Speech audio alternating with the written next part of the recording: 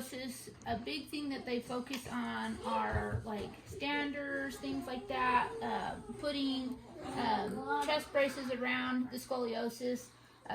What you don't know is that your hip formation plays a part in your scoliosis. So if you get hip x-rays, more than likely you're going to have hip dysplasia in SMA, and it's going to cause that scoliosis. They're saying for a lot of kids with SMA, even getting the drug, if they still have scoliosis, they don't understand why. For my 3-year-old, she is still getting poor hip formation, which will not allow for a successful spine development.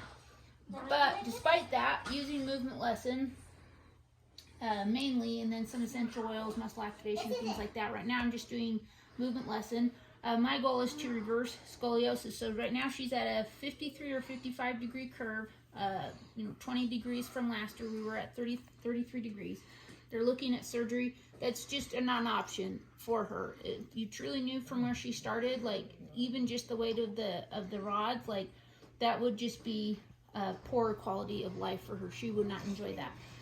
So one thing that I'm doing is I'm working on improving her hip formation, seeing if I can manually get this femur head to go into the hip socket without using the stander. Now, the big thing that they focus on is compression, right? I need the stander, I need the AFOs, the ankle formation, the compression. That's going to create the hips, and that's not actually what creates your hips. As I've been doing research for movement lesson and how movement is developed, there actually should be expansion from your hips. And so when you go and you take a step, stepping is not a compression, okay? It's not the foot compressing into the hip, but it's actually the leg expanding and that hip joint going into the hip. Okay, so what I'm working on is expanding her leg as if she was standing, and then prompting that hip joint to go into her hip socket. Okay, now you don't use a lot of force because force doesn't get you anywhere. You have to use really gentle touch and rotation. Now I've been working on her for about 30 minutes. I'll show you. But I've been working from her ankle to her knee, and then also coming here to where her scoliosis is the worst, okay?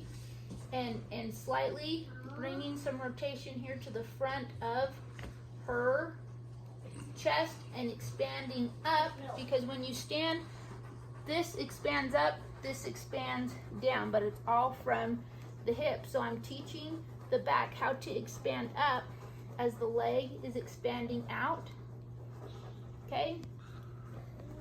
Which is allowing for an opening here in the hip socket and hip joint, and allowing that hip joint to go into the hip socket. So that's something that I am experimenting with.